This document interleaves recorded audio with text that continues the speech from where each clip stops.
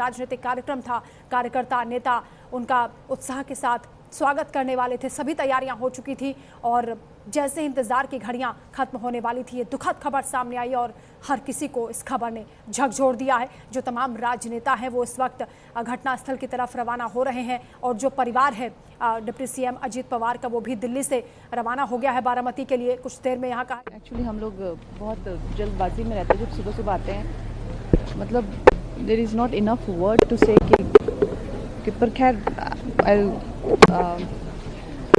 मैं अपने इमोशंस थोड़ा वो अलाइन करके आई गिव अ स्टेटमेंट।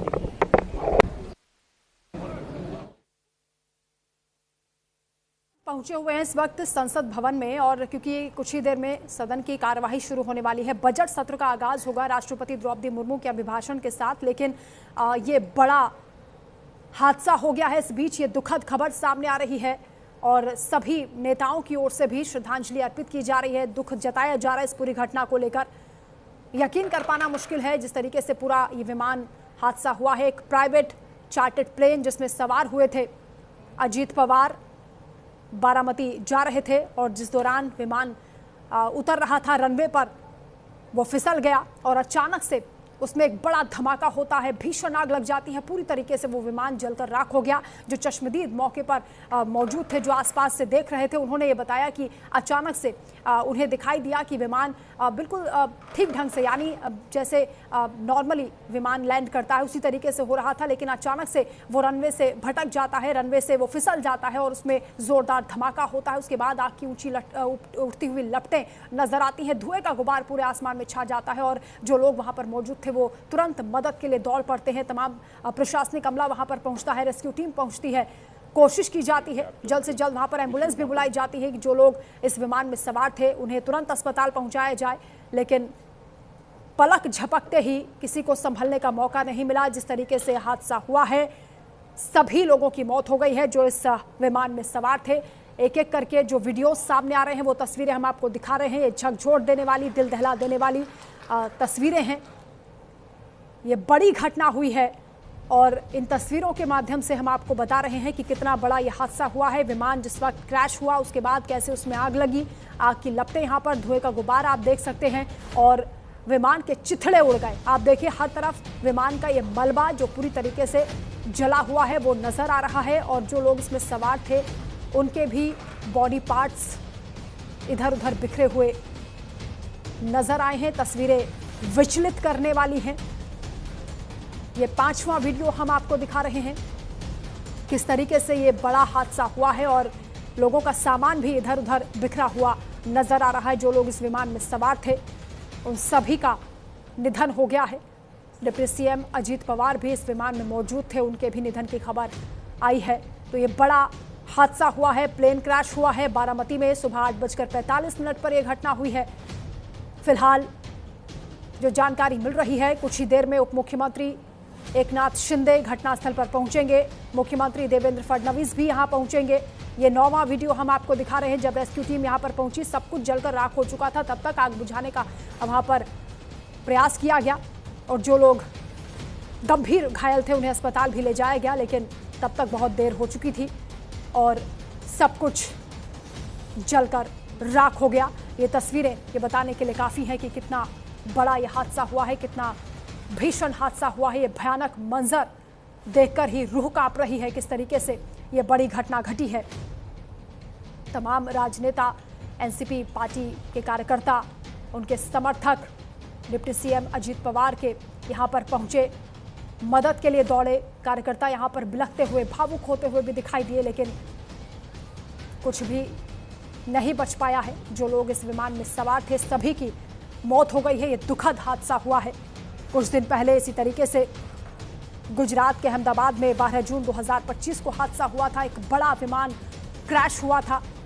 उस दौरान गुजरात के पूर्व मुख्यमंत्री विजय रूपानी भी विमान हादसे में अपनी जान गंवा बैठे और आज महाराष्ट्र के डिप्टी सीएम अजीत पवार भी इसी तरीके के हादसे का शिकार हुए हैं। ये दुखद हादसा हुआ है इसे नेचुरल डेथ नहीं कहा जा सकता काम है, किया। बल्कि हम महाविकास आघाड़ी में उनके साथ थे, चाहे अब वो महायुति में है। कभी ये समझ में नहीं आया, जब भी जो काम लेकर गए उन्होंने किया। सुबह 6 बजे से लेकर रात के 10 बजे तक काम करने वाले नेता इस देश में बहुत कम है, जिसमें से एक अजीत दादा पवार रहे। इतनी जल्दी अजीत दादा पवार हम सबको छोड़कर चले जाएंगे, हमने कभी सपने में भी कल्पना नहीं की। मराठी में कहते हैं ना, परत या। हम यही कहेंगे, अजीत दादा पवार आप अभी भी आ जाइए। अजीत दादा पवार की आज महाराष्ट्र को जरूरत है, देश को जरूरत है। बारामती, पुणे, मुंबई, लाखों करोड़ों की संख्या में अजीत दादा के फॉलोअर्स, लोग उनको प्यार करते हैं, उनके काम करने के तरीके को प्यार करते हैं। ऐसे में इतने कम समय में, केवल 66 वर्ष की आयु में वो हम सबको छोड़कर आज चले गए। ये खबर ही सुनने के बाद सभी शॉक्ड में है, चाहे मीडिया के लोग हों, नेता हों, व्यापारी हों, पुलिस हों।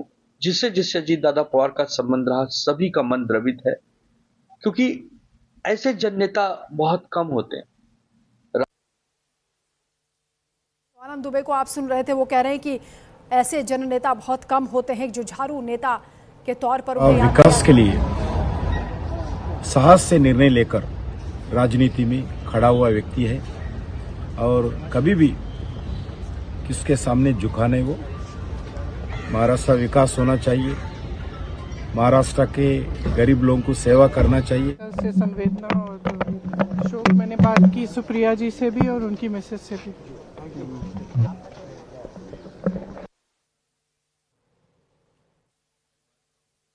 उसका पार्टी का हो, महाराष्ट्र के लिए भी हो और एनडीए के लिए भी बहुत नुकसान है। मैं उनका परिवार को साहस देने के लिए मैं भगवान से प्रार्थना करता हूं, उनका आत्मा को शांति दे। तो ये बहुत बड़ी घटना है, बहुत दुखद हादसा है। जो चश्मदीद हैं वो बता रहे हैं, जो आसपास के गांव के लोग थे उन्होंने बताया कि कैसे बहुत तकलीफ दे था जो भी मंजर उनके सामने था। जब एयरक्राफ्ट फिसला तभी महसूस हो गया था कि क्रैश हो जाएगा, और वैसा ही हुआ। कुछ ही सेकंड में विमान गिरा और ज़ोरदार इसमें धमाका हुआ। इसके तुरंत बाद मदद के लिए लोग दौड़ पड़े, लेकिन ये विमान तब तक आग का गोला बन चुका था। और ये दुखद खबर सामने आ रही है कि किसी को भी बचाया नहीं जा सका।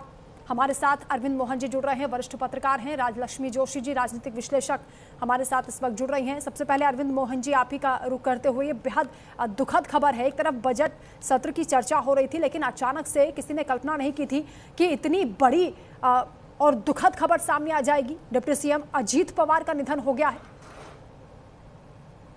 दुर्घटना इसी को कहते हैं, जो घटना सामान्य ढंग नेता थे, बहुत बड़े एडमिनिस्ट्रेटर थे। विकास के लिए उन्होंने महायुति ज्वाइन की थी और लगातार उन्होंने डिप्टी सीएम पद पर बहुत अच्छा काम किया था। और जिला पंचायत के चुनाव में मतलब जो जिस तरह मतलब वो प्रचार के लिए जा रहे थे और वहाँ विमान का जो क्रैश हुआ है उससे महाराष्ट्र का भारी नुकसान हुआ है। और हम सब लोग अभी उनके अंत्य संस्कार के लिए जा रहे हैं, तो ये बहुत बड़ा नुकसान हमारे महाराष्ट्र का। परिवारजनों से आपकी बात हुई है क्या? नहीं, अभी तो बात नहीं हुई। अभी तो परिवार तो अभी जिनकी सुमित्रा पवार और सुप्रिया सुले मतलब वहाँ से जा रहे हैं, हम भी जा रहे हैं, तो मतलब ये बहुत बड़ा नुकसान हुआ है और एक बहुत ही अच्छे नेता को हमने खो दिया है। एक कद्दावर, एक बड़ी राजनीतिक हस्ती को हमने खो दिया है, ये कहा जा रहा है तमाम राजनेताओं की ओर से। और समर्थक किस तरीके से बिलख रहे हैं वो तस्वीरें हम आपको दिखा ही रहे लगातार। अरविंद जी हमारे साथ जुड़े हैं। अरविंद जी, एक बड़ा विमान हादसा हुआ है। वो मास लीडर थे असल में, इतना ज्यादा लोगों से जुड़ाव था। शरद पवार के बारे में हम मानते हैं, लेकिन इधर काफी बरस से उनका सारा ही शरद पवार का कामकाज वो देखने लगे थे। पार्टी टूटी, अलग गए आए, सब हुआ। इसके बावजूद उनके पास जनाधार काफी बड़ा था और लोगों से उनका जुड़ाव बहुत ज्यादा रहा।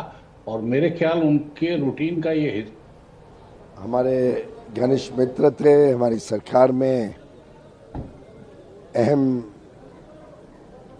पद पर थे, सहयोगी थे, महाराष्ट्र के बड़े ऊंचे स्तर के नेता और हम सबके प्रिय अजीत दादा नहीं रहे।